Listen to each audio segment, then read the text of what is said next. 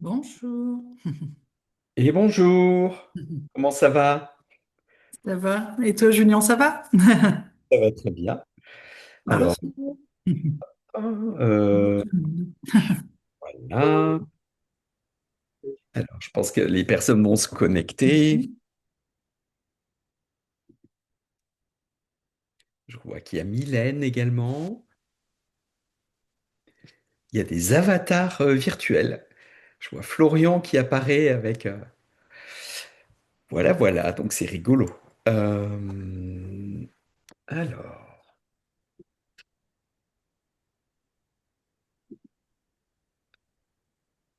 ben, je pense qu'on va pouvoir démarrer.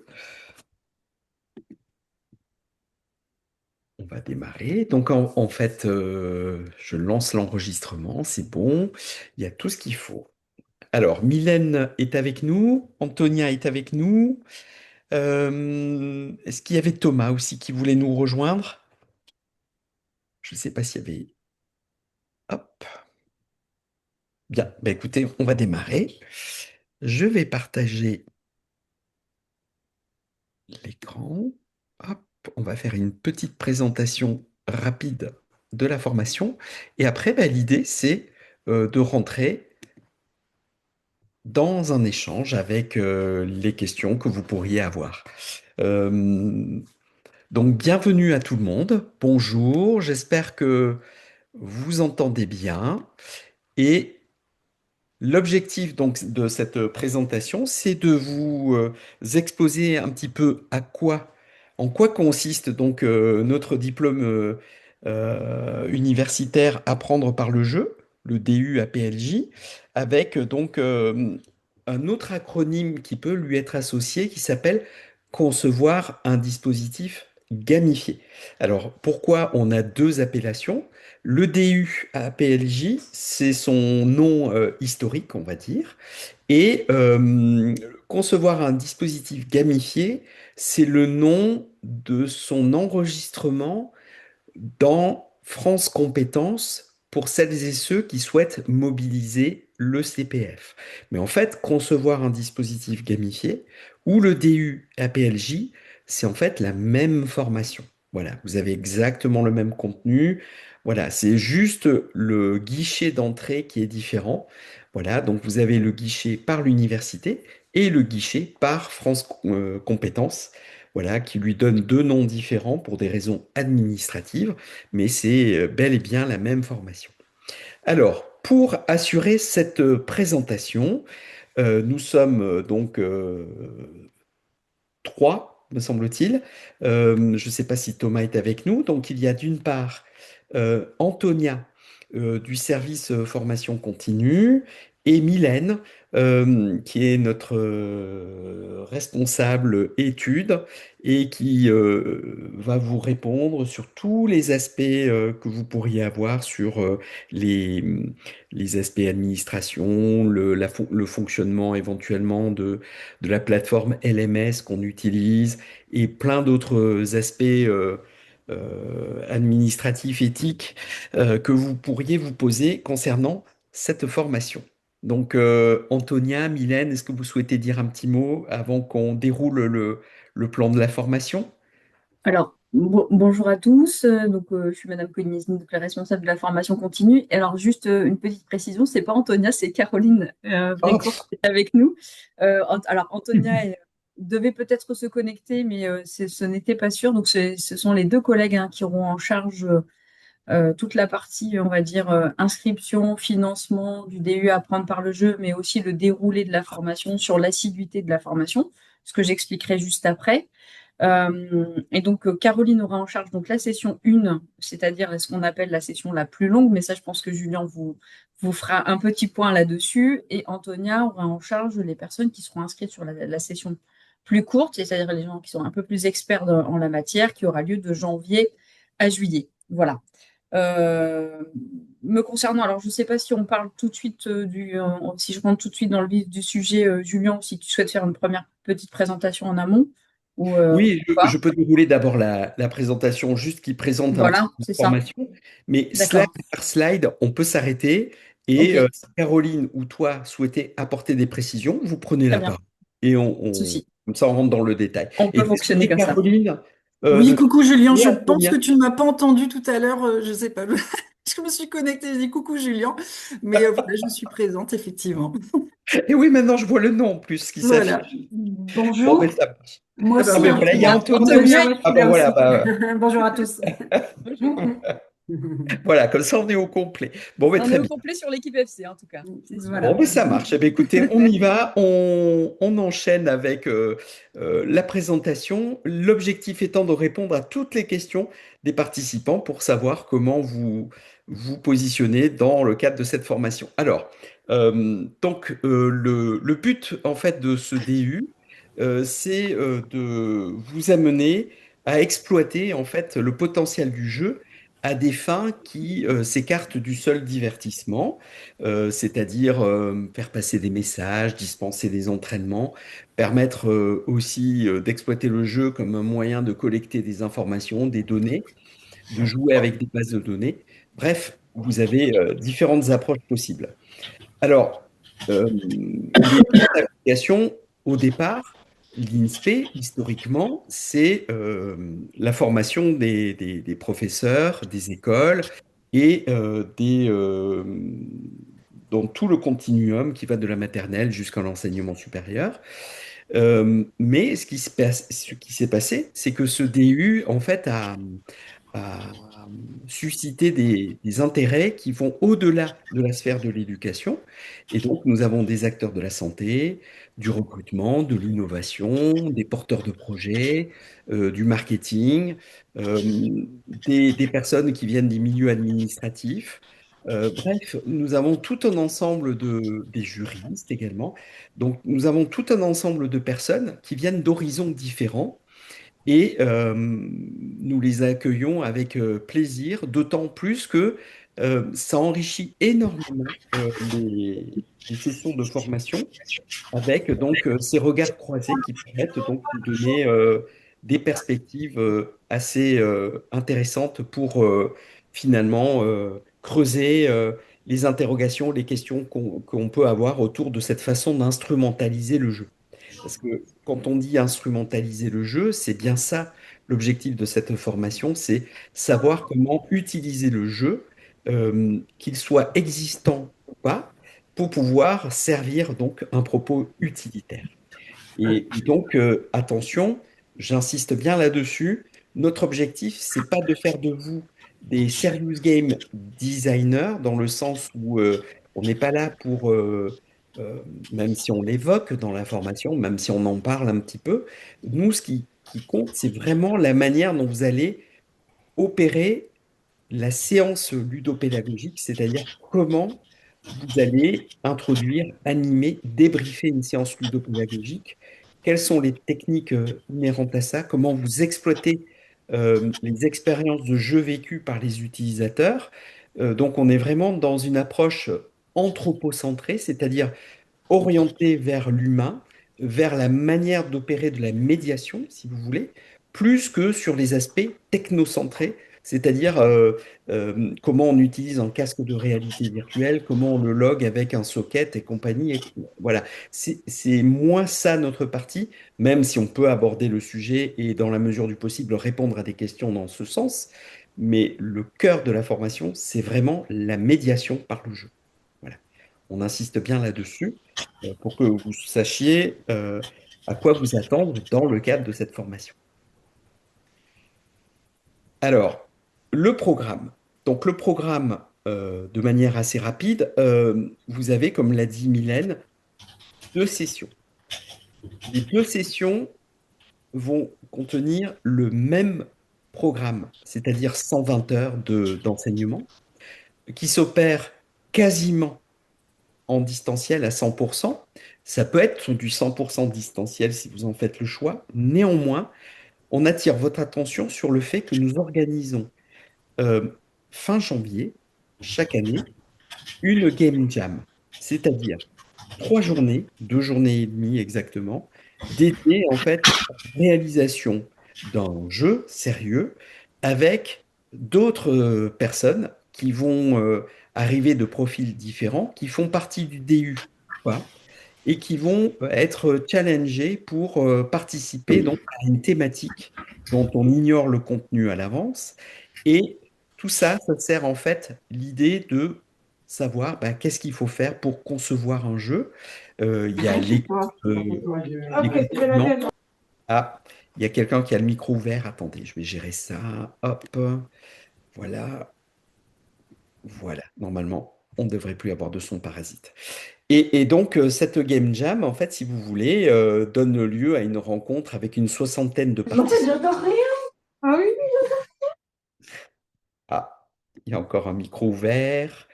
Hop, je vais essayer de le couper. Toc.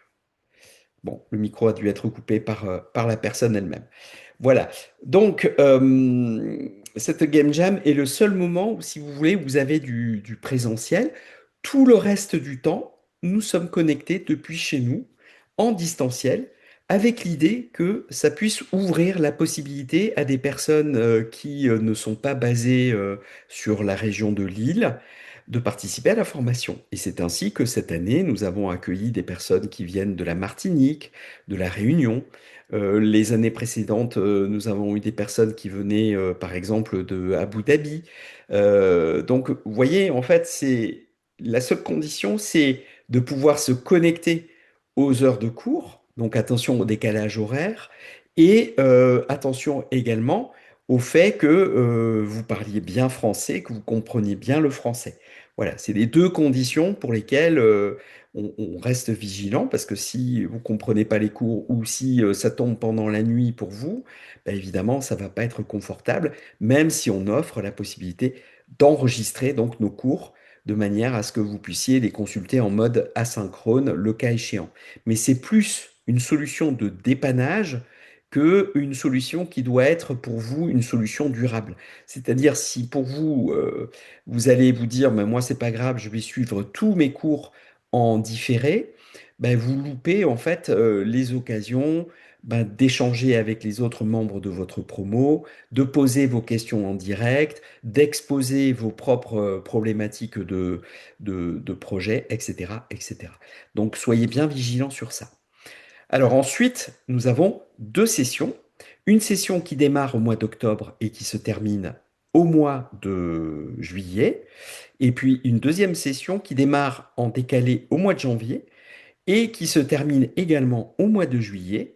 Dans les deux cas, on est bien avec 120 heures d'enseignement. La seule chose, c'est que la première session, qui est sur un temps dilaté, s'adresse préférablement à des personnes qui débutent dans la ludopédagogie, qui ont besoin de plus de temps pour assimiler, alors que la session 2 s'adresse idéalement à des personnes qui ont déjà une connaissance de la ludopédagogie et qui veulent une montée en puissance et à ce titre-là, ont un petit peu moins besoin de temps pour assimiler les éléments de base sur lesquels on va s'attarder, mais qu'on va présenter de manière peut-être plus rapide, dans le sens où ça va être sur des temps plus compressés pour faire nos enseignements. Voilà. Ensuite, la différence entre les deux promos, c'est que la session qui concerne le temps long, c'est-à-dire la promo 1 qui va d'octobre à juillet, vous avez des cours le mercredi en général qui vont de 14 heures à 16 heures, alors que pour la session 2 qui démarre au mois de janvier, les cours sont plutôt de 17 heures à 19 heures. Voilà, c'est plus une logique cours du soir, on va dire. Et pour la promo 1, c'est plutôt des cours du mercredi après-midi. Alors, je ne sais pas, Caroline, Antonia, Mylène, est-ce que vous souhaitez apporter des compléments sur ce que je viens de dire? Alors, Julien, on a une adresse mail INSPE, enfin, on va la noter dans le chat, Oui, l'adresse du service pour pouvoir faire une demande de devis si quelqu'un souhaite une prise en charge par le biais d'un employeur ou un autre financement. Par contre, la particularité, effectivement, enfin, je sais pas, Mylène, c'est au moins que tu... Je ne sais pas si, Emmanuel est connecté, je ne crois pas l'avoir vu. Parce qu'Emmanuelle Poquet est notre référente du Oui, elle est CPF, le là. compte personnel de Oui, elle est là. ah formation. voilà. Elle est là, Emmanuelle, parce Ils que m'ont j'ai pas, envoyé un message j'ai pour pas vu la demander vignette. octobre, Ah septembre. oui, c'est parce qu'elle s'appelle 1461. Tout à fait. D'accord. Parce que c'est vrai que c'est le financement majoritaire sur cette formation-là. Et bon, si, comme c'est la spécialiste, peut-être qu'elle elle pourrait. Ben, on en reparlera un moment plus tard, je suppose, ou vous voulez qu'on passe un tout, peut-être pas forcément maintenant, c'est comme vous voulez. On peut en toucher deux mots si tu veux, puisque le Oui. sujet est lancé. Bon, alors, donc, au niveau parce que j'étais au téléphone il y a 2 secondes, donc, comment ça fonctionne au niveau du financement, vous voulez dire? Pour Oui, bah en fait, c'est mobiliser le surtout compte pour personnel de expliquer formation. ouais, Bon. sur Alors, le donc, CPF. là, en l'occurrence, je suppose qu'on parle dans un premier temps du CPF. Oui, Donc, on a en fait 2 solutions. Soit vous êtes dans le privé, soit vous êtes dans le public. Si vous êtes dans le public, vous avez un CPF en heures. Vous pouvez faire financer votre formation par votre CPF, mais ce ne sera pas l'intermédiaire de votre employeur public. Donc, il faudra passer directement par votre employeur. On pourra vous expliquer comment ça fonctionne à ce niveau-là. Et donc, c'est lui qui va décrémenter vos heures sur votre CPF. Deuxième possibilité, vous êtes dans le privé. Votre CPF est en euros. À ce moment-là, vous avez la possibilité de payer directement avec votre CPF. Donc, qu'il va falloir, alors depuis peu, on a une réforme qui veut que pour les formations au RS, donc ce qui est le cas pour cette formation, il y ait un plafond maximum de 1 500 euros. Vous êtes obligé de compléter par la suite. C'est-à-dire que si par exemple vous avez 3 000 euros sur votre compte, vous ne pourrez quand même mobiliser que 1 500 euros, puis compléter encore une fois sur le compte CPF 2 500 euros. D'accord? Donc c'est un petit peu compliqué. Donc à ce moment-là, n'hésitez pas directement à me contacter en cas de besoin. Vous pouvez soit donc abonder vous-même votre compte, vous pouvez faire abonder par votre employeur, vous pouvez faire abonder par France Travail. Tout ça dépend de votre situation. Encore une fois, n'hésitez pas à me contacter par rapport à ça. Alors, il y a des questions concernant les enseignants. Comment ça se passe pour les enseignants? Bah, tout dépend si c'est dans le privé ou dans le public. voilà. Alors, je ne sais pas si c'est bon, oui. Concernant les enseignants, si c'est de l'enseignement d'établissement public, normalement, il existe la possibilité de mobiliser un CPF dans le cadre du public, mais il faut savoir que si c'est dans le cadre de l'Académie de Lille, la formation du DU n'est pas prioritaire dans la mobilisation de ce type de CPF, puisque c'est un CPF où vous devez candidater lors de la campagne et que majoritairement, le CPF est actuellement ciblé essentiellement pour ce qui est reconversion professionnelle et non évolution professionnelle. Ce qui est un peu ce qui change la donne, c'est-à-dire qu'en fait, ils octroient majoritairement pour des diplomations, c'est-à-dire de master ou de formation voilà, comme licence, master, qui sont diplômantes, mais sur les certifications, c'est essentiellement uniquement, même je vais dire clairement, uniquement pour tout ce qui est reconversion professionnelle, ce qui est rarement le cas dans le cadre d'un DU. On est rarement sur une reconversion professionnelle. Alors, on me demande si les deux sessions sont au même tarif. Oui, les deux sessions sont au même tarif. Donc, le tarif actuel, il est de 3 000 € pour l'ensemble de la formation, des 120 heures. Euh, et donc, il n'y a pas de dissociation, puisqu'en fait, le nombre d'heures est le même. C'est juste que sur la session de janvier à juillet, les heures sont condensées. Et c'est pour ça que Julien précisait que majoritairement, sur cette session-là, on a des personnes qui ont déjà une connaissance au départ de ça, de la ludopédagogie, pardon, qui sont pas, ils sont un peu déjà un peu experts sur le sujet. Et enfin, une personne qui dit comment ça se passe pour l'enseignement dans le privé. Alors, dans l'enseignement privé, vous avez normalement Formiris, qui est votre lien direct en termes de financeur, hein, de formation. Il faut se rapprocher de Formiris, voir s'il y a une possibilité d'une prise en charge éventuelle, qu'elle soit partielle ou totale. Très bien. Alors, euh, Alors, attendez, ça va plus vite. La question sur les tarifs pour financement en fonds propres est intéressante aussi. Alors, je ne comprends pas la question. Il faut savoir que si la personne s'acquitte par elle-même aussi du montant, on peut faire un contrat et un échéancier. S'il Quand n'y a pas c'est de prise en uniquement, charge en fait voilà, c'est de ça. financement, si c'est à titre individuel, c'est possible de faire un contrat avec plusieurs échéances. Voilà. Ben, Adrien, je reprends ce qu'Adrien a dit, c'est exactement ce que je viens de dire. Effectivement, ayant un contact direct avec le AFC, on ne peut pas, ce n'est pas dans leur priorité, en tout cas, les DU, et que leur priorité, puisqu'en fait l'enveloppe, elle n'est pas extensible non plus auprès du rectorat, c'est la reconversion professionnelle. Voilà. Donc il n'y a pas de solution employeur, ça c'est sûr. Du coup, Adrien nous dit, je me retrouve bloqué. Alors, la seule solution, c'est ce que vient de dire ma collègue, hein, c'est nous, la seule chose qu'on peut faire, c'est éventuellement un échelonnement du paiement, hein, du tarif. On sait que c'est très compliqué. On a essayé de négocier avec le AFC, mais à ce jour, nous n'avons pas eu gain de cause.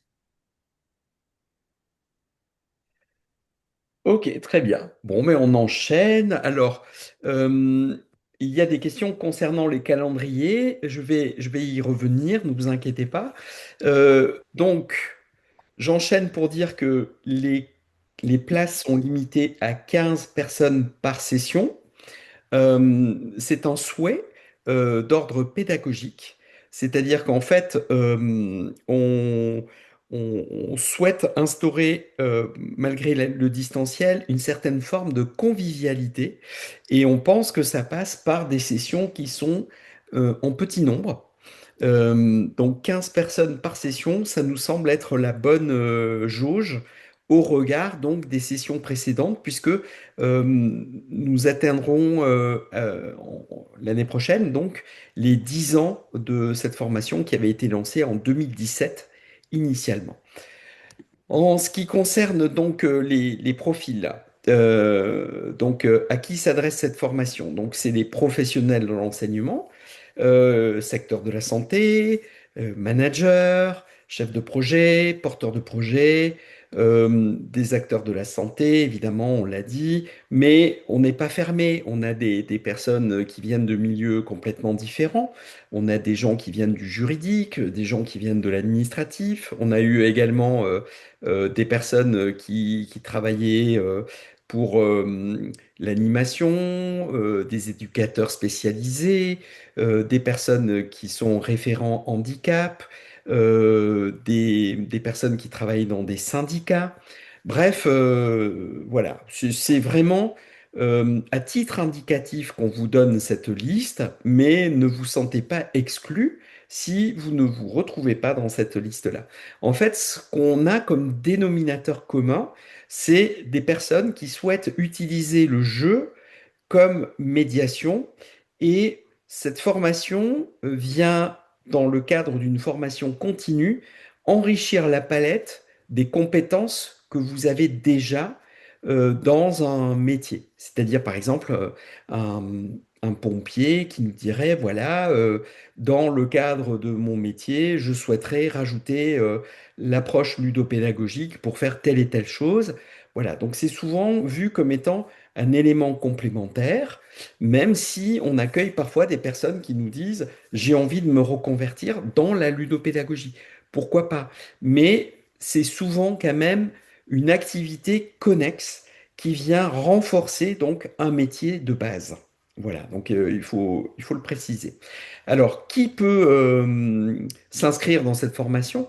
En général, on recrute à un niveau master pour des personnes qui sont en formation initiale, on va dire, et pour les personnes qui ont une expérience professionnelle, ce qui est souvent le cas dans le cadre de ce DU, puisqu'on est en logique de formation continue, l'entrée peut s'opérer à un niveau bac+3 avec une certaine ancienneté professionnelle qui est de minimum 3 ans.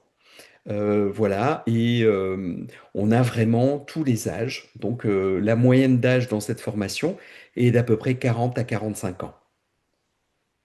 Voilà un petit peu pour les profils qui s'inscrivent dans cette formation, même si nous avons quelques personnes qui sont de formation initiale, mais on n'en a pas beaucoup, et des personnes qui sont des fois des seniors vétérans et qui utilisent la ludopédagogie voilà, aussi dans leur parcours, même après la cinquantaine, voilà, on accueille également.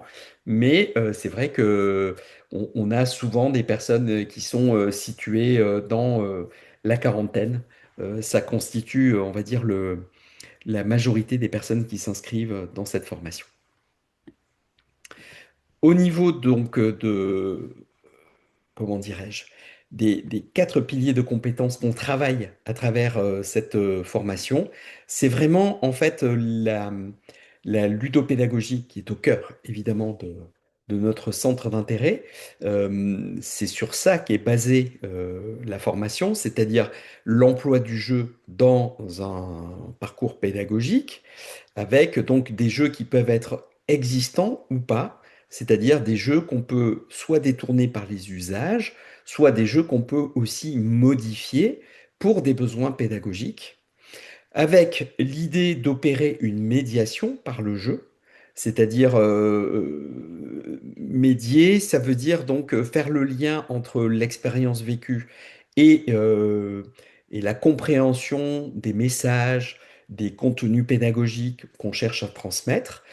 Et puis, on peut avoir des médiations qui s'opèrent dans des sphères diverses et variées. Ça peut être dans la sphère de l'éducation, de la santé, mais aussi, pourquoi pas, dans des domaines comme l'e-sport, dans des domaines comme le tourisme. Enfin voilà, on a vraiment plein de profils, encore une fois, différents, des besoins différents qui s'expriment à travers cette formation.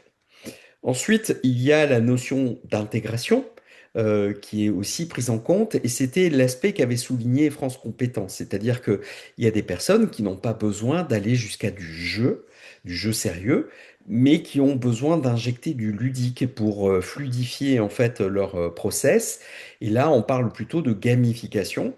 Donc la gamification, c'est quelque chose qu'on exposera et on fera bien le distinguo entre ce qu'est de la gamification et du jeu sérieux dans le cadre de cette formation, en rentrant dans des couches un peu plus épaisses comme la distinction entre la ludicisation, la ludification, le modding, le serious modding, le serious diverting, enfin tous ces concepts-là, on les abordera la toyification, la gamification. Voilà, on verra que selon les pays, selon aussi les domaines d'activité, ces vocables peuvent avoir des sens différents et on essaiera d'apprécier tout ça dans le cadre de la formation. Et enfin, vous avez un projet personnel à porter dans le cadre de cette formation qui donne lieu donc à une forme de conception. Donc c'est créer des prototypes de jeux alors innovants dans le sens où on essaye de faire comprendre que ça sert à rien de réinventer l'eau chaude. Donc on vous demandera dans le cadre de cette formation de vous assurer que le projet que vous portez n'est pas quelque chose qui existe déjà en l'état. Et si ça existe déjà en l'état, en quoi vous pouvez nous amener une plus-value, un élément différenciant au niveau donc de votre concept de jeu sérieux. Alors, l'ambiguïté de la langue française, c'est que jeu traduit deux choses qu'on distingue dans la langue anglaise, le play et le game. C'est-à-dire le play, c'est l'activité de jeu, et le game, c'est plutôt ce qui se réfère à l'artefact, c'est-à-dire l'élément avec lequel on joue. Et tout ça, ça sera évidemment abordé dans le cadre de la formation. Alors, je regarde il y a peut-être des questions inhérentes à ce que je viens de dire. Ok. Donc, ça concerne essentiellement les aspects administratifs, donc on y reviendra. Je balaye encore un petit peu les aspects, euh, on va dire, pédagogiques de la formation. Donc, trois grands modules. Donc, un premier module qui est la partie éclairée, c'est-à-dire que là, on amène, si vous voulez, les aspects théoriques, des aspects agir. Là, on se met en action avec l'idée que vous allez être dans la pratique. La ludopédagogie, c'est quelque chose qui se pratique. On aura beau vous donner des heures et des heures de théorie, d'explications, à un moment donné, il faut se jeter dans l'eau du bain et mettre en pratique effectivement ce qu'on doit faire. La mise en pratique vous amène aussi à parfaire votre propre projet.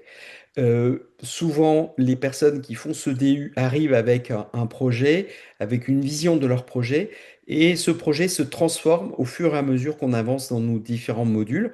Alors, les modules ne sont pas séquentiels, elles sont dispensées de manière interconnectée, c'est-à-dire on vous donne une approche agir, et puis derrière, on vous donne les explications qui vous éclairent, les approches théoriques qui complètent en fait les actions qu'on a menées et ainsi de suite, le tout ayant une connexion ensuite sur votre propre projet, de manière à nourrir la réflexion chaque fois.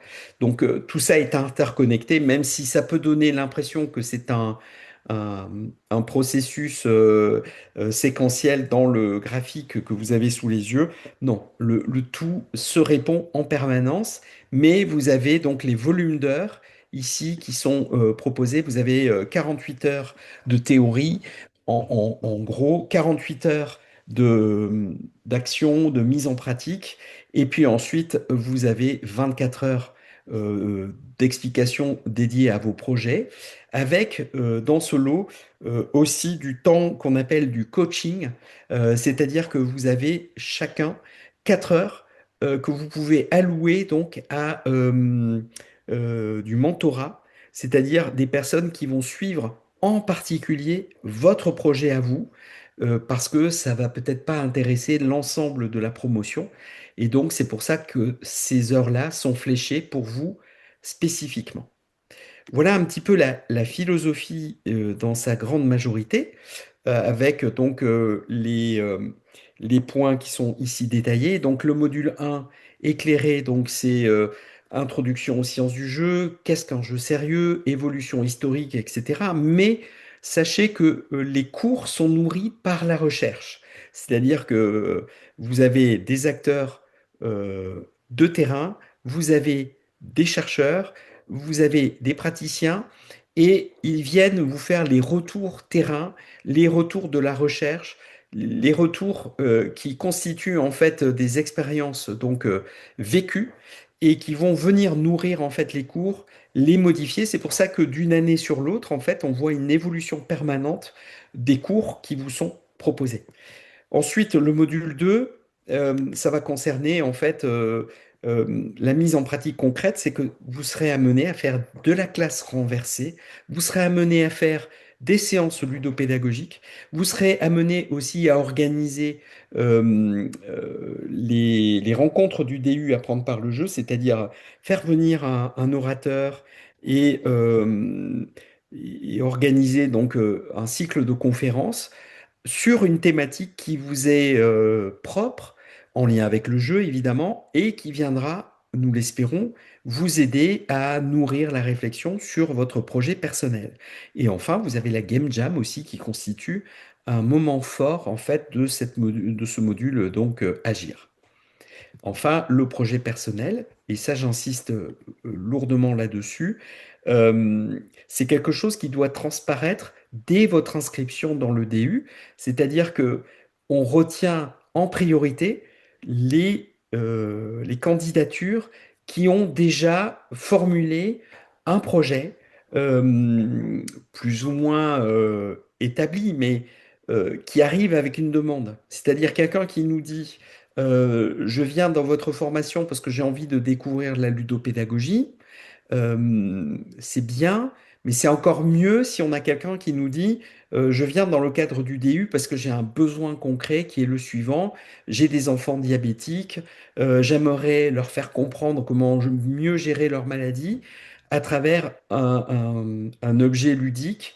Est-ce que vous pouvez m'accompagner sur un projet de ce type-là? Là, en fait, on est sur quelque chose qui répond à un besoin concret, tangible, et cette personne-là sera prioritaire, en fait, dans la liste des admissions. Voilà. Donc, mon conseil, c'est réfléchissez bien à votre projet.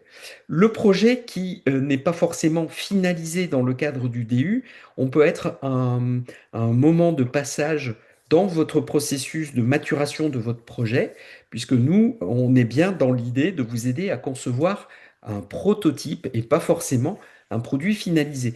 Maintenant, on a des gens qui sortent du DU avec un produit finalisé, ça arrive.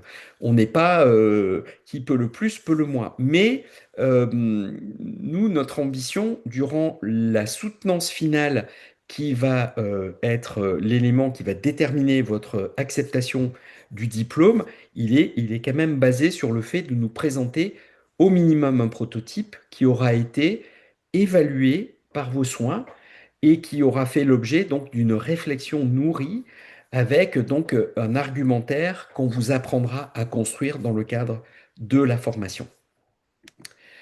Voilà, donc je pense que j'ai balayé tous les aspects en lien avec la pédagogie. Donc maintenant, ben, on en vient en fait, si vous voulez, aux aspects.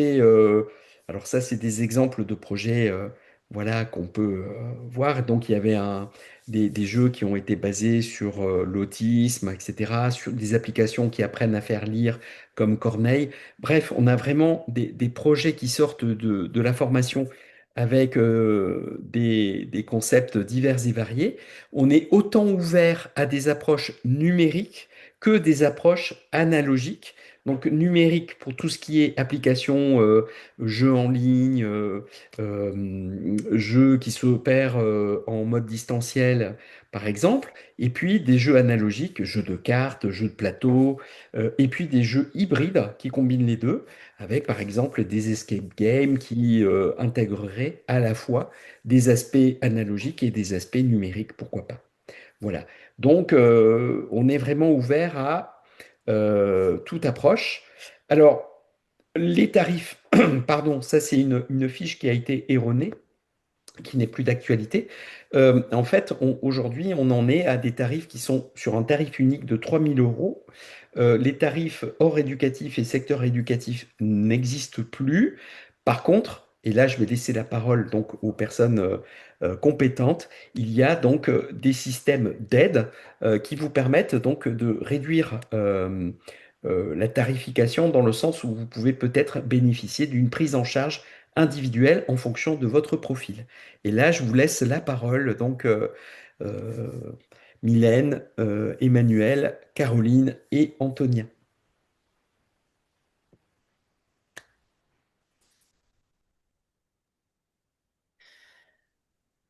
Alors oui, effectivement, la candidature, oui, c'est important forcément de rappeler que ce sera sur e-candidat du 18 mai. Alors c'est du 18 mai au 28 août. En fait, sur le site de l'INSPE, on va vous mettre le lien dans le chat. Vous avez tout en bas un onglet candidature et sur lequel bah, vous avez le calendrier qui est indiqué, le calendrier de candidature et le lien vers e-candidat. Alors Julien, je ne sais pas s'il y avait une question tout à l'heure justement sur le profil. Je ne sais pas si tu avais vu de Monsieur Florian Etienne. Alors, le profil. Si je comprends bien, sans un minimum de bac plus 3, ce n'est même pas la peine. J'ai un équivalent bac plus 2 et 20 ans d'expérience Oui, dans la ben ça peut formation. passer. On a eu des profils Bac+2 qui ont été admis et qui ont fait des très beaux parcours. En fait, il y a aussi l'expérience de la vie, hein. Je veux dire, avec 20 ans d'ancienneté professionnelle, euh, à condition évidemment que le projet personnel soit motivé. Si vous avez un projet qui est bien mûri, etc., vous avez toutes vos chances. Voilà. Donc il peut tout à fait candidater. Oui, oui. Mais c'est Euh, vrai que le bac+2, c'est euh, effectivement le niveau minimum requis. On ne prend pas en dessous euh, parce que on a quand même des propos théoriques des fois qui vont chercher, piocher du côté de la recherche. Et donc, il faut quand même avoir un esprit qui puisse comprendre les concepts qu'on va aborder durant la formation. Et si la personne, elle se sent chaque fois distancé par les propos et n'arrive pas à suivre les échanges, c'est quand même dommage. Alors on n'est pas non plus dans une formation de doctorat, hein.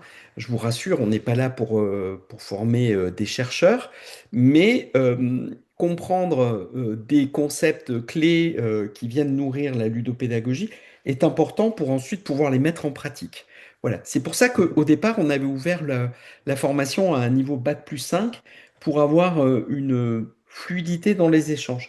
Et en fait, on s'est aperçu que, avec l'expérience, que des gens qui avaient pas forcément des bacs plus 5, mais qui avaient des bacs plus 2, des bacs plus 3, euh, par leur expérience personnelle, avaient beaucoup de savoir-faire qu'ils étaient capables de mobiliser pour comprendre les concepts qu'on abordait et même mieux pouvoir des fois nous donner des contre-arguments qui remettaient en cause certains propos qu'on pouvait tenir.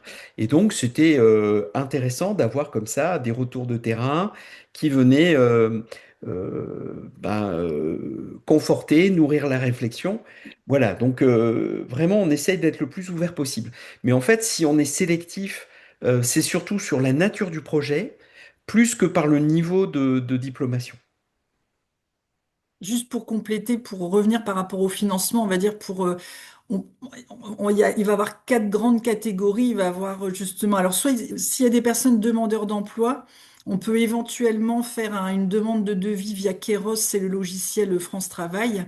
Là, il faut nous contacter, nous fournir votre numéro de demandeur d'emploi et on peut faire une demande en fait de prise en charge par France Travail. Alors sinon, et majoritairement, c'est le CPF, c'est ce qu'on a expliqué tout à l'heure, avec un plafonnement aujourd'hui à 1 500 euros. Soit la personne complète par elle-même en carte bleue, soit avec un cofinancement, comme on l'avait expliqué, employeur ou éventuellement OPCO. Bon, Alors, dans ces cas-là, Caroline, excuse-moi, oui, je fais une bêtise. complète, mais complète en carte bleue sur la plateforme. Tout doit Sur la passer sur la plateforme, bien sûr. plateforme, hein. On est Oui, oui, d'accord. oui. Et 1 500 euros, c'est 1 500 euros de plafonné d'utilisation des droits. Mais par contre, le coût doit être payé entièrement sur la plateforme. Oui. Voilà, excuse-moi, hein, je me Tout à permets. fait. Tout à fait, Ah non, mais oui.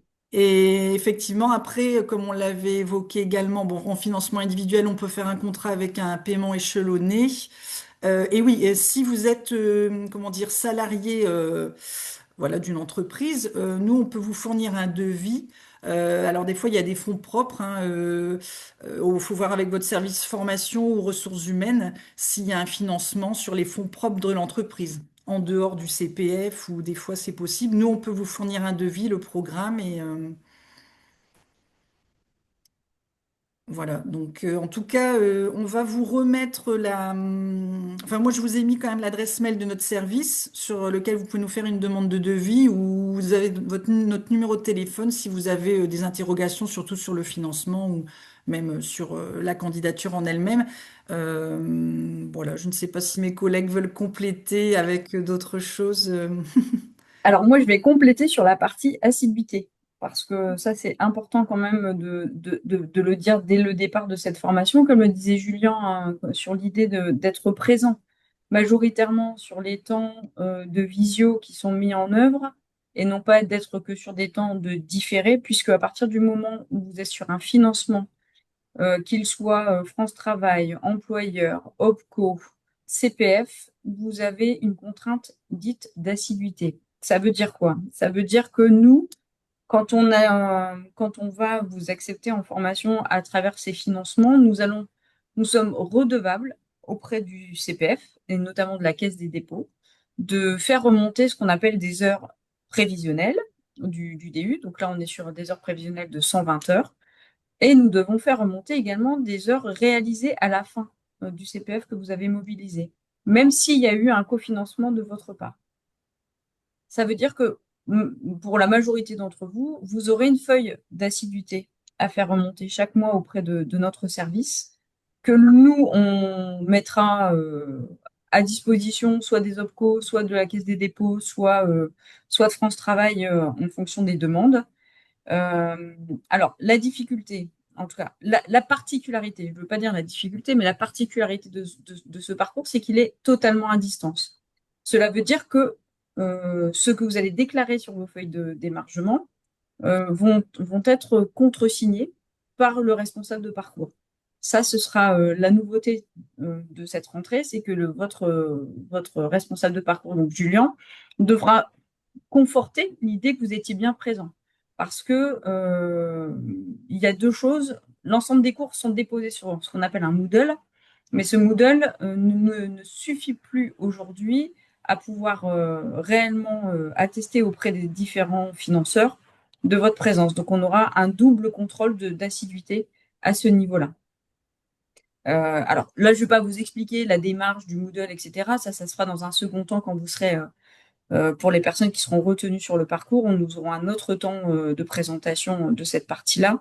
Mais voilà, il y aura bien, c'est important d'avoir en tête qu'il y a bien un contrôle d'assiduité.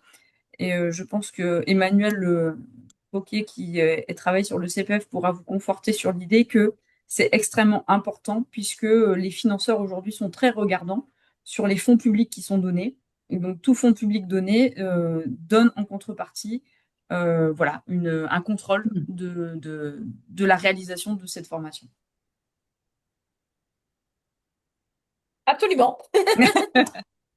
Excusez-moi. Oui, alors, donc, oui, tout à fait. Ah, excusez-moi. On Oui, t'entendait. pardon, excusez-moi. Oui, tout à fait. Alors, donc, on a des contrôles où on nous demande spécifiquement de prouver les connexions, les présences aux examens, l'assiduité. Donc, c'est vrai que ça va assez loin. Et les mêmes questions à aujourd'hui qui montent un petit peu encore dans les contrôles en disant, par exemple, que si les gens ne se présentent pas aux examens, ils puissent demander une partie de remboursement. Donc, les choses deviennent de plus en plus compliquées au niveau financement. Donc, si on s'engage sur un financement, il faut pouvoir le faire sérieusement. Voilà. Alors, je vois qu'il y a d'autres questions. Alors, pour les personnes inscrites sur France Travail, deux possibilités de financement. Donc ça, c'est toi qui nous l'as dit. Ah, c'est moi qui l'ai mis. Pour Ok, expliquer la différence entre Kéros et le CPF. Voilà. Oui, très merci bien. Et Emmanuel. ensuite, il y a les candidatures se feront via e-candidat. Et donc, il y a le lien qui vous est donné donc dans le chat par Caroline. Ensuite, il y a trois questions que j'ai vues apparaître. Donc, c'est depuis quand la formation est pratiquée? Depuis 2017. Voilà, 2017, nous avons ouvert la première session et donc on arrive tout doucement vers le 10e run avec donc la promo 2026-2027. Avez-vous des anciens étudiants qui accepteraient d'échanger sur leur expérience? Oui, avec grand plaisir. Vous pouvez m'envoyer un email et je peux vous mettre en lien avec des alumni. Je vous mets mon mail en chat. Voilà, vous avez mon mail si vous souhaitez être mis en relation avec des alumni. Alors sachez que les alumni, vous les croisez durant la Game Jam.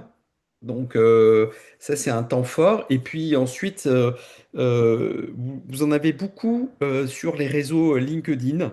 Voilà, donc qui gravitent. Beaucoup de personnes qui œuvrent désormais dans la ludopédagogie, comme Suzon Bossan, Corentin Desplanques, Émilie Clairbout. Ce sont des personnes qui ont fait le DU et qui, Thomas aussi, Lario, enfin voilà, ce sont des personnes qui aujourd'hui font leur propre formation, suivre leur propre, euh, qui proposent leurs services dans la ludopédagogie à travers comment ça s'appelle, des organismes tiers, leurs propres boîtes, etc. Donc c'est, voilà, vous allez voir que sur les réseaux LinkedIn, vous allez en trouver beaucoup.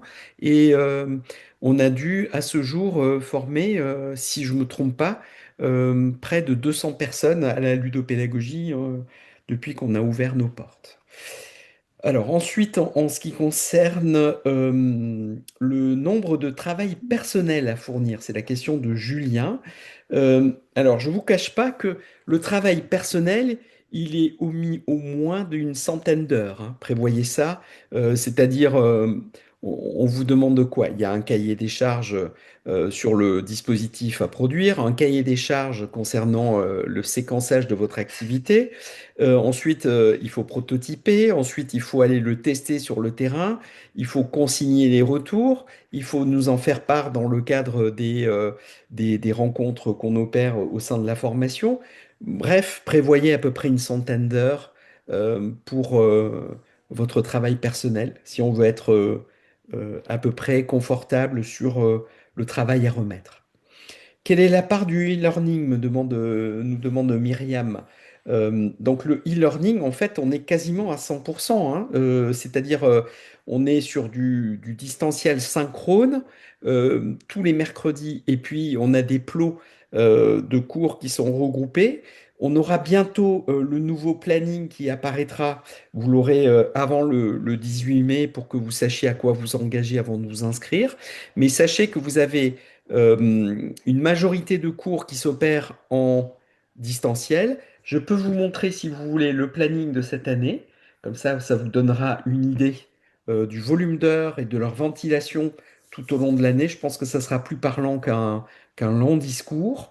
Et vous allez voir que ce planning met en parallèle, en fait, deux aspects, le, le planning de la promo 1 et le planning de la promo 2. Comme ça, vous allez voir un petit peu comment ça se présente. Alors, partager.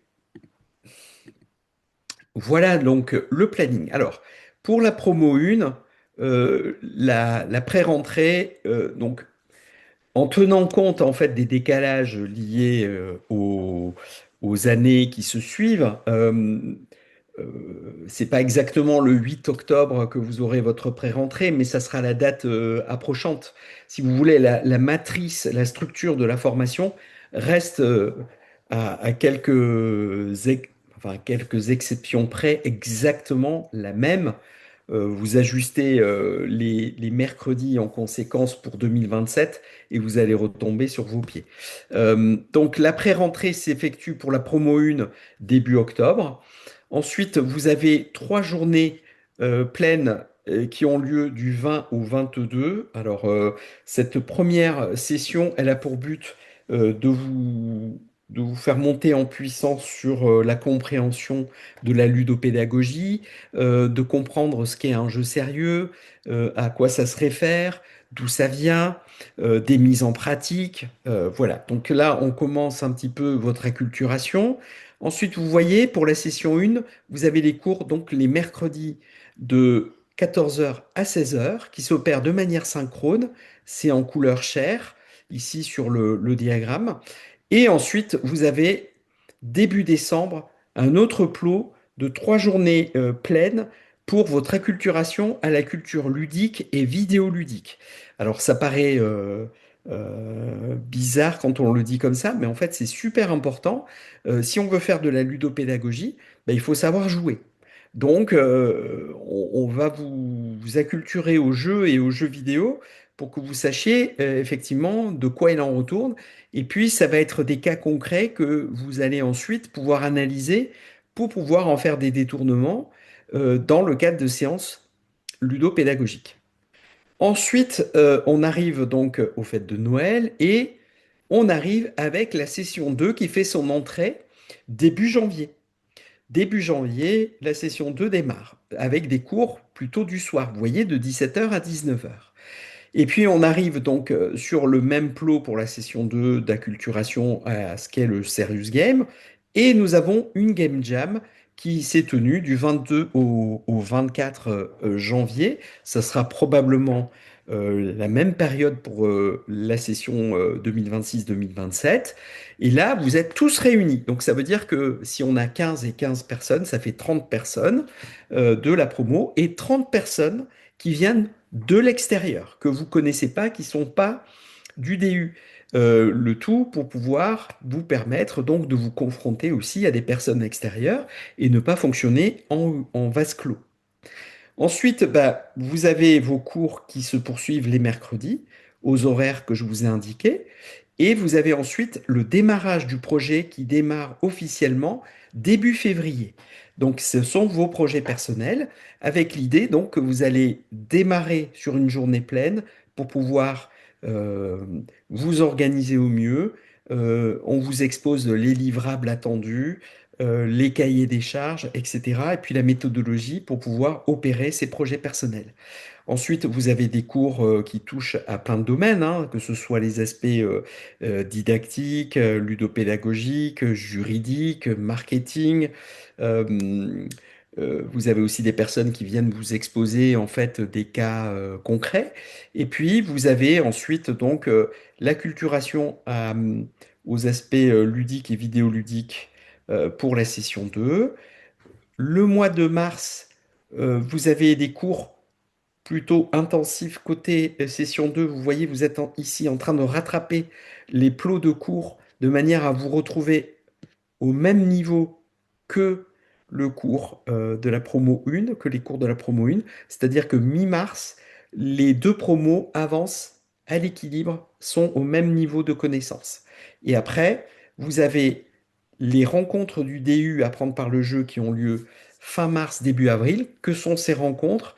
C'est les fameuses conférences que vous organisez. Vous faites venir des intervenants qui vont parler d'un sujet qui vous intéresse en particulier. Et c'est aussi le moment de confronter ces conférenciers, les propos de ces conférenciers à vos propres projets et vous d'apprendre à pitcher vos projets aux autres membres du DU. Donc on mélange en fait, si vous voulez, les deux sessions ces jours-là pour vous amener donc à exposer vos projets à des gens qui ne connaissent pas forcément vos contenus et ça vous apprend à pitcher, à avoir aussi, à collecter des retours sur vos projets personnels.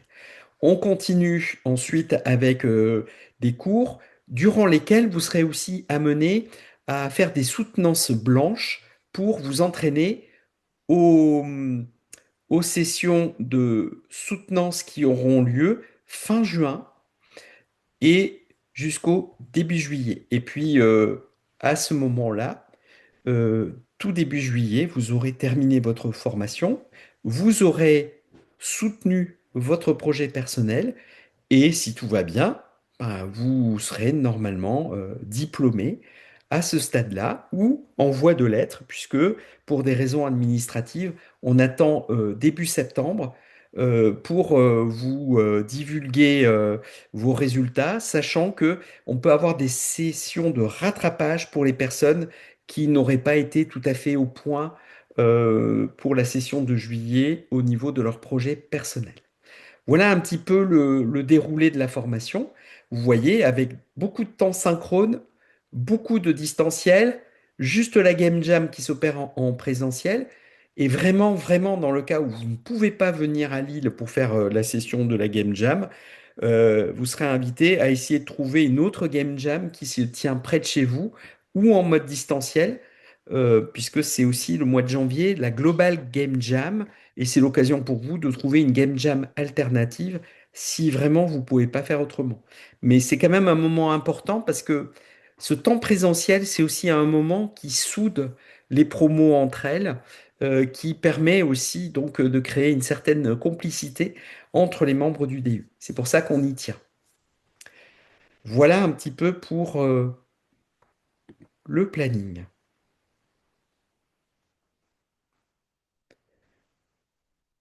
Alors, des gens qui nous disent qu'ils nous quittent. Au revoir Mylène. Pareil pour Antonia et Caroline. Je pense qu'on a terminé. Je ne sais pas si vous souhaitez, s'il y a des questions qui m'auraient échappé. Alors là, euh, hop, des informations. La Game Jam est en distanciel, ça j'y ai répondu.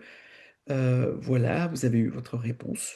Est-ce que j'ai oublié une question? Levez la main si vous voulez, hein. Vous pouvez tout à fait vous exprimer oralement. Si vous souhaitez poser la question de vive voix. Il me semble que j'ai balayé toutes les questions.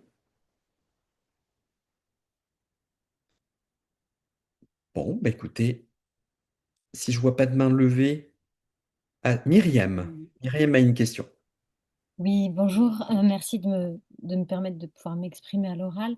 Euh, En fait, j'avais posé la question sur le e-learning, comme vous aviez parlé de Moodle, et je demandais quelle était la part du e-learning, parce que j'imagine que le e-learning, c'est quelque chose qui est en dehors du visio. Oui, tout à fait. Alors, c'est pour celles et ceux qui connaissent pas, donc Moodle, c'est ce qu'on appelle une plateforme LMS, Learning Management System, système de management de l'apprentissage, si vous voulez. Et en fait, on va y consigner tous les contenus de cours les supports de présentation des intervenants, l'enregistrement du cours. Pour des personnes qui souffrent d'une forme de handicap, on fait également une retranscription opérée par une intelligence artificielle qui va faire la retranscription du déroulé du cours. Comme ça permet de lire également ce qui s'est dit durant le cours. Voilà, tout ça, c'est consigné en fait dans Moodle. Donc, c'est, si vous voulez, le moyen d'avoir euh, la possibilité de revenir sur les contenus de cours selon vos besoins, vos envies dans un second temps. Chose importante également à préciser concernant ce LMS, c'est aussi un support dans lequel le service administratif peut vous poster des informations, des documents, euh, les feuilles de présence, les, euh, les éléments, les informations importantes concernant éventuellement un cours qui changerait de date parce qu'on a un intervenant qui est souffrant, pour faire des sondages aussi, le cas échéant.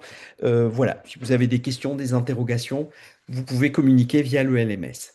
Ensuite, nous, ce qu'on invite à faire, et c'est le cas pour chaque promo, vous avez votre plateforme à vous. On vous recommande chaleureusement de créer votre propre réseau entre apprenants.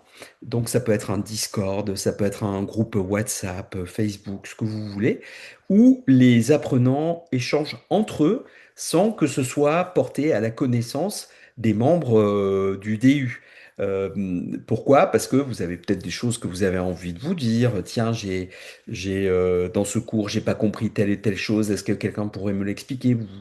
Vous arrangez entre vous. Tiens, mais j'aimerais bien qu'on organise une séance de jeu entre nous. Est-ce que vous êtes dispo à telle ou telle date pour jouer entre nous à mon prototype de jeu, etc. Voilà. Vous avez votre partie qui vous concerne et le LMS qui est la plateforme un peu officielle qui, elle, va consigner donc tous ces documents.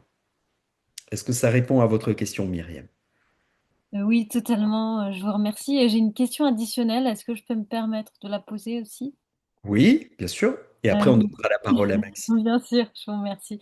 Euh, quand, en fait, voilà, avec une autre personne, on aurait un projet de jeu. Est-ce que vous nous conseillez de faire la formation à deux et du coup de postuler en mettant en avant cette création à deux, ou alors vaut mieux venir chacun avec un projet? Non, alors on n'est pas idiot non plus. En fait, si vous voulez, on est très attaché, on est service public, hein, on tient à le souligner. Nous, c'est dans notre ADN au sein de l'université que d'aider les gens. Et donc, en fait, on est dans la limite de ce qui est possible administrativement et juridiquement parlant, évidemment.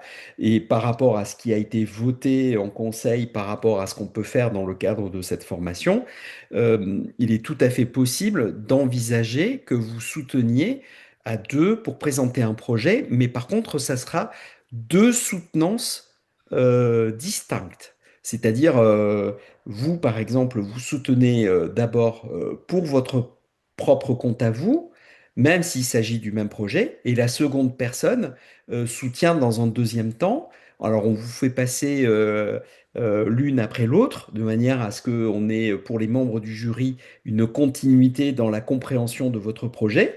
Mais c'est quelque chose qui s'est déjà opéré par le passé. On a fait ça de mémoire en 2021 et 2022.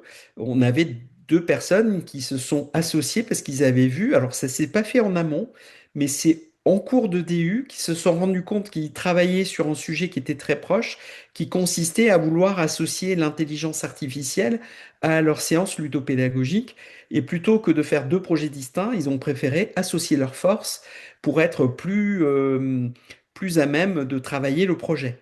Et donc, ben, ils ont soutenu chacun de leur côté pour des raisons administratives, pour qu'ils aient chacun le diplôme et la note qui leur convient, enfin qui leur revient à titre individuel. Mais par contre, le projet, il était commun. Il n'y avait aucun souci là-dessus. Julien, juste si tu peux juste faire un petit rappel, tu sais, pour la Game Jam, Oui. Parce qu'on avait des petites questions sur le présentiel. C'était une journée à Lille et 2 jours à Villeneuve-d'Ascq. Oui, alors la Game Jam s'opère en présentiel. La première demi-journée s'opère en général un jeudi. Vous arrivez, vous découvrez au sein du Greta de Lille la thématique qui vous est proposée et on forme les groupes et vous commencez à faire connaissance. Et ensuite, vous êtes plongé dans l'INSPE le vendredi et le samedi de 8 heures à 20 heures pour pouvoir réaliser votre dispositif en groupe, de manière collective avec tout un écosystème qui vous aide à faire le jeu, c'est-à-dire un mini-lab qui vous accompagne, un barrageux qui vous conseille sur des jeux que vous pourriez utiliser comme source d'inspiration. Vous avez également des facilitateurs et des personnes qui vont vous accompagner sur la manière de créer des jeux. Et puis ensuite, vous avez un jury qui vient et qui va décerner 3 prix. Vous avez le grand prix du jury et ensuite un prix qui est plutôt orienté sur l'aspect, on va dire, ludique, quel est le projet le plus ludique, et puis ensuite un autre prix qui est orienté sur le respect de la thématique recherche qui est proposé, ainsi que l'aspect pédagogique. Voilà. Et donc, fort de tout ça, ben, l'expérience qui est vécue, c'est un moment partagé qu'on réinvestit ensuite dans le cadre des cours. Voilà, je ne sais pas si c'est ça que tu voulais qu'on dise, Caroline, ou s'il y avait d'autres choses qui Bah, te c'était semblaient parce qu'il importantes. y avait cette question du... Enfin, la Game Jam, elle est en présentiel, mais elle peut se faire aussi... je ne sais plus, j'ai un doute tout à coup. La Game Jam, elle Alors se non, déroule on ne fait uniquement... pas de la comodalité. Hmm. C'est-à-dire que la game jam ne peut pas se faire en distanciel depuis chez soi. Oui. C'est-à-dire, parce qu'en fait, ce qui va se passer, c'est que les personnes sont dispatchées dans des salles, travaillent en groupe, il y a des buffets, on fournit de quoi manger, il y a le mini-lab, le bar à jeux. Enfin, tout ça, c'est une logistique importante. On ne peut pas trimballer un caméraman qui va filmer tout ça en temps réel, c'est pas possible. Donc, on a essayé une année. C'était les personnes qui étaient en distanciel se sentaient lésées dans le sens où elles pouvaient pas participer à tout ça, et donc on a préféré arrêter. On préfère que vous participiez de votre côté à une game jam autre, proposée par un tiers, qui comptera dans le cadre de votre formation, mais pas opérer de commodalité. Voilà, si c'est ça le fond de la question. Alors, je crois que Maxime a levé la main. Oui, bonjour, je ne sais pas si vous m'entendez. Très bien. Oui, merci de nous recevoir. Petite question simplement d'ordre pratico-pratique, mais je m'interrogeais sur la communication autour de la plateforme LMS. Je voulais savoir en fait si le lien, par exemple, d'accès au Moodle était communiqué par la suite une fois inscription faite, ou si c'était au préalable, s'il y avait possibilité en fait déjà d'avoir accès à ces plateformes-là pour peut-être ne serait-ce que prendre de l'avance sur l'année prochaine et commencer déjà à observer un petit peu ce qui a déjà été fait en fait. Alors, le LMS, en fait, il est lié à votre inscription, c'est-à-dire que vous avez une adresse étudiant qui vous est fournie par le service administratif, et c'est à partir du moment où vous êtes inscrit et que vous avez l'adresse étudiant que vous aurez un code d'accès au LMS, et on ne peut pas le faire de manière anticipée. C'est lié à, comprenez, de manière logique, en fait, à tout ce que vous avez pu faire au niveau inscription, au niveau financier. Imaginons quelqu'un qui dise, bah, voyez, je m'inscris, je regarde le LMS, ah, ben, finalement, je m'inscris plus, je participe plus, et vous aviez un accès anticipé, bon, ben, voilà, ça serait quelque part un peu malhonnête. Donc, du coup, on peut pas faire comme ça. Mais dès la pré-rentrée, vous avez tous les codes d'accès, et cette pré-rentrée concerne notamment euh, est dédié en partie aux explications pour se connecter sur le LMS, vous expliquer comment on s'y connecte et comment vous accédez aux ressources. Ça c'est fourni dès la pré-rentrée en fait. Donc début octobre pour ceux qui commencent avec la session 1, dès début janvier pour la session 2. Oui, effectivement, ça paraît assez logique. Sinon, tout le monde suivrait ce fonctionnement, s'inscrirait, regarderait et puis partirait. Mais c'était vraiment ouais, dans un objectif d'anticipation. Mais, Non, mais je mais j'entends comprends. bien. Par contre, vous pouvez tout à fait, comment ça s'appelle, à partir du moment où vous êtes présélectionné dans le cadre du DU, Et si vous avez envie de passer l'été, par exemple, à travailler, à lire, je peux tout à fait vous donner quelques ressources à consulter en attendant des podcasts, des lectures, si vous voulez, pour la période estivale. D'accord, ok, très bien. Bah, effectivement, je serais plutôt partie prenante de ça, donc je vous remercie. Voilà, donc vous m'envoyez un petit mail et puis voilà, avec grand plaisir. Merci beaucoup. Avec plaisir. Alors, Julien qui a levé la main également. Oui, tout à fait. Vous m'entendez bien? Oui, très bien. Ouais, super. Merci beaucoup pour la présentation. C'est très, très intéressant. Moi, je me posais une question qui peut paraître sur l'organisation du temps sur l'année à venir. Est-ce que ce DU, selon vous, est compatible avec une activité, alors je dirais à temps plein ou 80%, on va dire, professionnelle par ailleurs, ou est-ce que les participants en général prennent voilà, ce 100% du temps dédié ou une majorité de leur temps dédié à ce DU. Je sais pas si ma question est Non, en claire. fait, on a vraiment pensé le DU pour qu'il soit compatible au mieux avec une activité professionnelle qui est menée en parallèle. Et c'est pour ça que vous avez des enregistrements qui sont opérés, parce que Mhm. on a souvent un mail d'un participant qui dit: Je suis désolé, j'ai ma direction, elle m'a collé une réunion, je ne peux pas m'y soustraire. Euh, comment je peux faire? Et c'est là où, en fait, la solution de secours, c'est de regarder l'enregistrement qui est opéré. Mais sachez qu'il ne faut pas que ce soit systématique, c'est-à-dire Bien que sûr. Mhm. quelqu'un qui fait que ça, ben, finalement, il loupe ben, tout le lien avec la promo, la possibilité de converser avec les intervenants, etc. Et donc, ça devient quelque part un peu un fantôme de la formation. Donc, c'est dommage. Donc, c'est pour ça que oui, on fait pour le mieux, c'est-à-dire soit des horaires du soir, soit des horaires du mercredi après-midi où les gens ont tendance à pouvoir plus facilement se libérer, ou qui négocient avec leur direction, surtout si la structure a financé la formation, de pouvoir avoir au moins ces 2 heures de temps synchrone par semaine. Et puis après, si vous avez remarqué, les temps de journée qui sont à temps plein, sont des plots de 2 à 3 jours seulement et qui tombent en général pendant des périodes de vacances pour que, Mhm. alors à l'origine c'était pensé pour les profs qui avaient des pauses pédagogiques, mais évidemment c'est aussi plus simple pour les entreprises durant ces périodes-là qui sont des périodes, on va dire, d'accalmie en général, où les gens peuvent se libérer plus facilement pour suivre leur formation. Donc ça a vraiment été pensé en ce sens. Ok, parfait. Merci beaucoup. Avec Julien, je plaisir. ne sais pas si tu as eu dans le chat, il y avait une question. Nous sommes cadres de santé formatrices en institut de formation paramédicale. Avez-vous déjà eu dans le cadre du DU des projets en lien avec ces formations? Oui, tout à fait. Tout à fait. Donc en fait, là, pour cette année même, on a des personnes qui travaillent sur l'éducation thérapeutique, formation d'infirmiers. On a un prof qui intervient dans le parcours pharmacie. Donc les acteurs de la santé sont des acteurs qui côtoient beaucoup le DU, apprendre par le jeu, et ça correspond à un gros besoin dans les services santé. Alors je ne sais pas si c'est votre service en particulier que vous vouliez identifié dans le cadre du DU ou si c'était la santé en général.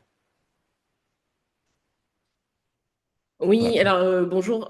Du coup, on va prendre Bonjour. la parole, ça va être un peu plus simple.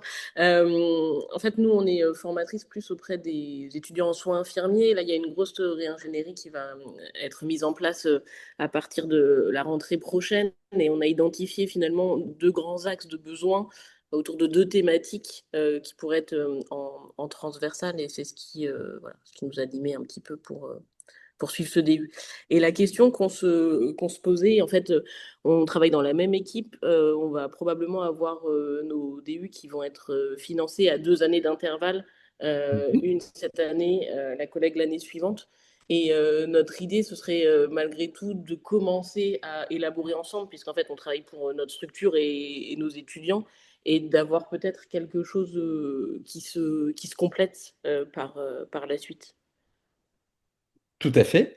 Bah, écoutez, bienvenue, que ce soit à une année d'intervalle. De toute façon, comme je vous disais, hein, ça peut être un projet qui, nous, on vous accompagne sur un instant donné dans votre projet. Si c'est un projet qui se pérennise sur la durée, ce qui pourrait être intéressant, c'est de voir quels sont les besoins en amont du projet et Mm. puis plus pendant ou en aval du projet, c'est-à-dire une phase d'idéation, de conception, par exemple, si ça démarre et puis une phase d'évaluation en amont après pour non, en aval pour la suite du projet si vous en avez besoin, par exemple.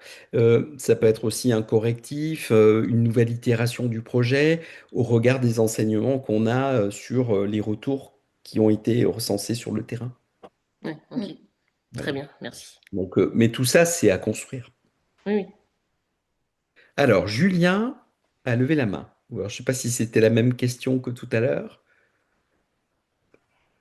Non, pardon, c'est juste j'ai oublié de baisser ma main plutôt. Ok. Et Maxime, c'est une nouvelle question peut-être. Oui, oui, c'est ça, une nouvelle question. Je m'interrogeais sur le dossier de candidature. Je voulais savoir en fait quels étaient un petit peu les attendus derrière ça, qu'est-ce qu'il fallait fournir, si c'était simplement quelque chose d'assez classique avec un CV, lettre de motivation et un projet plus ou moins établi, ou s'il y avait d'autres choses qui nous étaient demandées derrière. Alors, peut-être Caroline, tu veux préciser pour la partie administrative?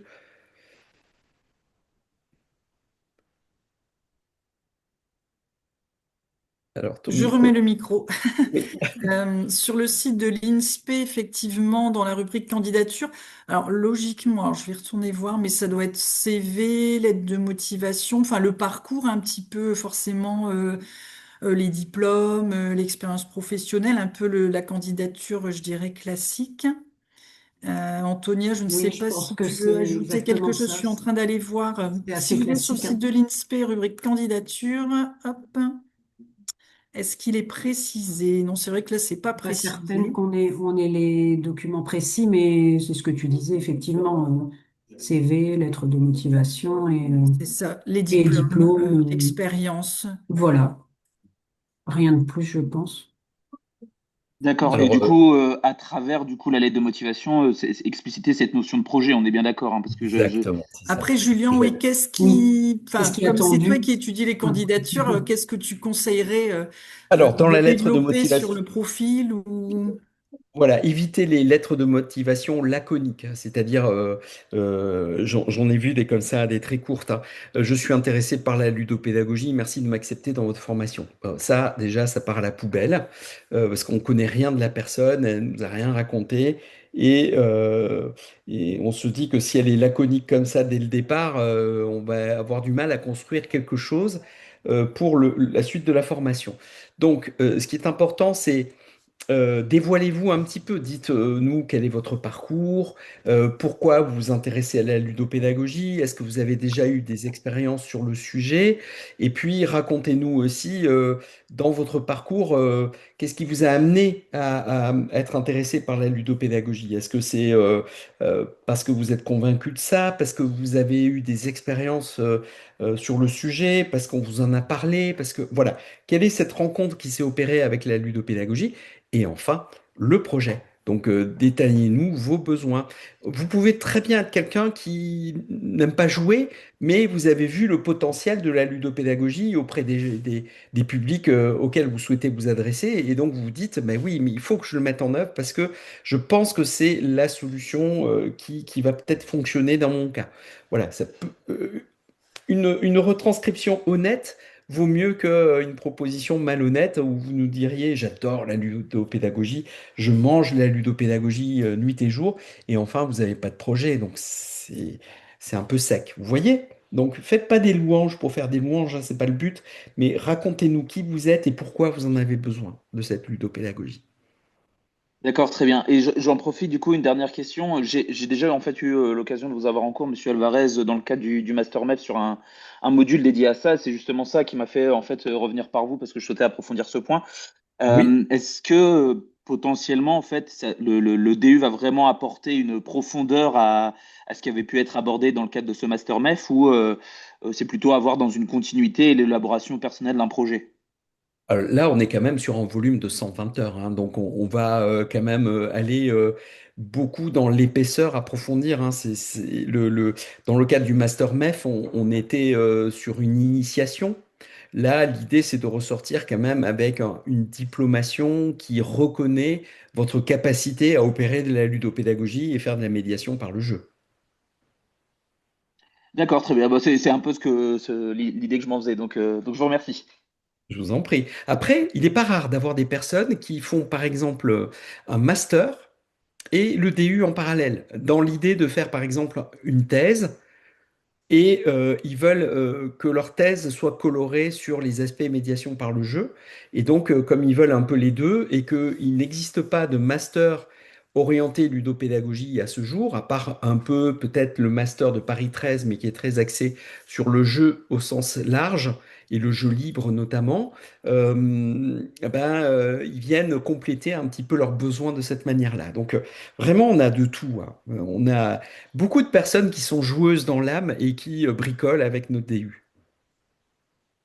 Julien, j'avais juste un doute Oui. sur, tu sais, l'histoire des deux sessions. Oui. Est-ce que les personnes doivent automatiquement se positionner ou c'est toi qui les positionnes en fonction de leur expérience? Alors, Euh, oui, tu fais bien de poser la question. En oui. fait, Antonia avait mis en place, je crois, un questionnaire à la fin de e-candidat, ou alors c'était Laetitia. Oui, Laetitia, je pense, qui avait fait ça. Oui, oui. Elle Euh, avait quand même, d'accord, mis en Voilà, place. donc en fait, les gens doivent émettre un souhait. Ah oui. C'est trois souhaits possibles. Je veux être dans la promo 1 ou dans la promo 2 ou peu m'importe. Et Mhm. ensuite, moi, en fonction des places qui restent, du type de profil, je réoriente. C'est-à-dire que si par exemple, quelqu'un me dit je vais être dans la promo 2, mais qu'on sent qu'elle est un peu fragile sur son stock de connaissances sur la ludopédagogie, on va plutôt l'inviter à aller sur la session 1.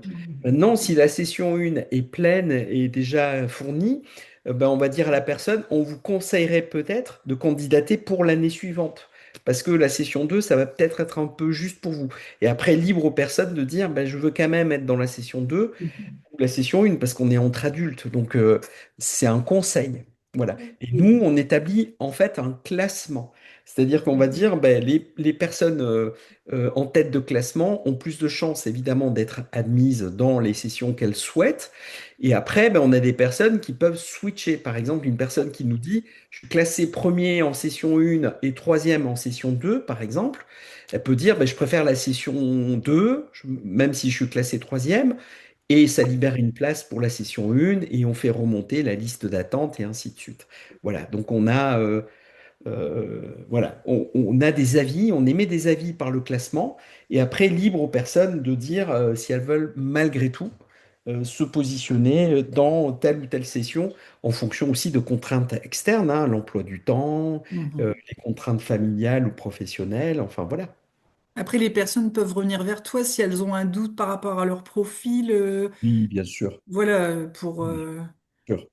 Mais en fait, en général, si vous avez jamais, jamais, jamais fait de ludopédagogie, session 1. Si vous en avez déjà fait ou si vous bricolez déjà des sessions de jeu, plutôt session 2. Je me Voilà. permets de rebondir, même sans aucun aspect théorique, parce que j'avoue que j'essaye déjà d'un peu d'expérimenter la démarche, moi, dans le cadre des cours que je donne à mes élèves. J'ai déjà eu l'occasion de fabriquer différents types de jeux sous différents modèles, que ce soit Geniali ou des escape games, des Oui, journées voilà. interdisciplinaires. Dans ce cas-là, il faut que je vois en fonction de votre ancienneté. Si vous avez 2 ans d'expérience professionnelle, ce ne sera pas pareil que si vous en avez 20. Bien sûr, bien sûr. Non, mais ça fait 3 ans que là, je suis diplômé du CAPES, donc 3 ans que j'expérimente un petit peu à droite à gauche, et j'avoue que Voilà, mais si vous avez déjà expérimenté, puisque vous avez déjà fait un cours avec moi, me semble-t-il, vous avez oui, oui. quelques bases. Donc là, ce serait plutôt session 2. D'accord, très bien. Alors, ce que je vous propose, on va clore cet échange parce qu'on a un petit peu débordé, mais on continue à répondre à vos questions qui pourraient subvenir un peu plus tard par email. Et puis, on mettra aussi cette vidéo en ligne si vous voulez y retourner pour retourner voir les réponses qu'on vous a fournies ainsi que les liens qui vous ont été donnés par Emmanuel, Mylène, Antonia et Caroline. Merci et puis très bon après-midi à tout le monde. Merci beaucoup. J'aurais juste une dernière question. Le lien de cette vidéo, elle va nous être fournie à travers la plateforme directement, enfin le site internet du DU? Oui, tout à fait.